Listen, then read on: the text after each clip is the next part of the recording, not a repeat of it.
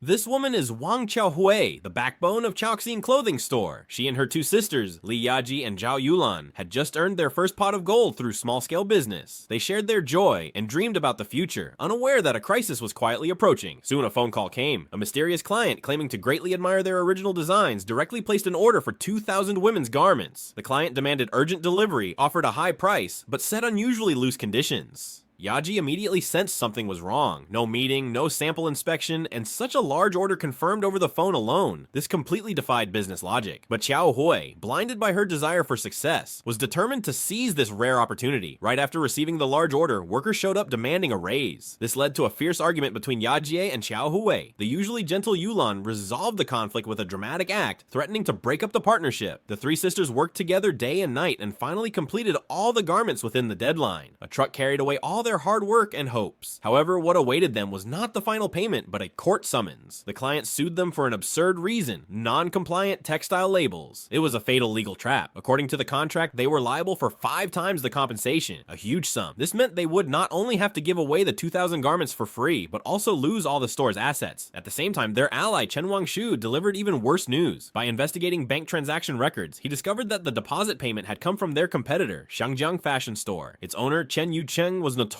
for using such tactics, exploiting legal loopholes to acquire original designs at zero cost and drive his targets to bankruptcy. At that moment, the very designs of Chaoxin were hanging in Shangjiang Fashion Store. The truth was out. This was a premeditated business sabotage. Yaji and Yulan fell into despair, but Qiaohui's fighting spirit was fully ignited. She took her sister straight to the entrance of Shangjiang Fashion Store and publicly confronted Chen Yucheng. Faced with Chen Yucheng's arrogance, Qiaohui avoided pointless arguments. Instead, she proposed a crazy bet. Within 3 months, they would see whether Chaoxin's total sales could surpass Shangjiang's copied versions. If Chaoxin won, Chen Yucheng would have to publicly apologize, compensate tenfold for their losses, and permanently exit the women's clothing market. Provoked by Qiaohui's boldness, Chen Yucheng arrogantly accepted what he believed was a guaranteed victory for him. The bet began. The situation was extremely unfavorable for Chaoxin. Shangjiang, with its financial muscle, attracted large crowds with its price advantage. To regain sales, Qiaohui reluctantly slashed all clothing prices by 60%, yet the store remained nearly empty. The shop's funds quickly dried up and the sisters' confidence wavered. Yaji and Yulan worried day and night, while Qiaohui seemed like a changed person. She not only bought a new TV, but also got a manicure and even planned to go to a dance hall. To her sisters, Qiaohui was giving up entirely, but they didn't know this was the beginning of Qiaohui's desperate counterattack. She knew they stood no chance in a conventional price war. She had to open a new battlefield. At the glamorous dance hall, Chen Wangshu, who had feelings for her, asked her for a dance. But Qiaohui's target was the city's most popular singer, Yu Ying. Even as Chen Wangshu was about to confess his feelings, she walked straight to Yu Ying. She showed Yu Ying a dress she had designed herself, with a carefully embroidered azalea on the hem using xiang embroidery. She told Yu Ying that this flower symbolized them, rooted in stone, blooming through their own strength. She wasn't inviting Yu Ying to endorse a brand, but a spirit of wearing your true self. These words struck a chord with Yu Ying. After the dance, Chen Wangshu visited Qiaohui's store. It turned out that Qiaohui had given Yu Ying his contact information the night before. Seeing Qiaohui's indifferent expression, Chen Wangshu was furious. That evening, Chen Wangshu returned to the store and told Qiaohui he had gone for coffee with Yu Ying and even strolled along Wuyi Road. He had intended to make her jealous, but she only cared about what Yu Ying was wearing. Chen Wangshu pointed at the clothes Qiaohui was wearing. Yu Ying had been seen by the entire city wearing her designs. Qiaohui couldn't help but give Chen Wangshu a thumbs up. Overnight, the dress worn by singer Yu Ying became the talk of the town among women. The celebrity effect exploded instantly. On the final day of the bet, Shangjiang Fashion Store had barely any customers. Meanwhile, Chaoxin's entrance was crowded with customers eager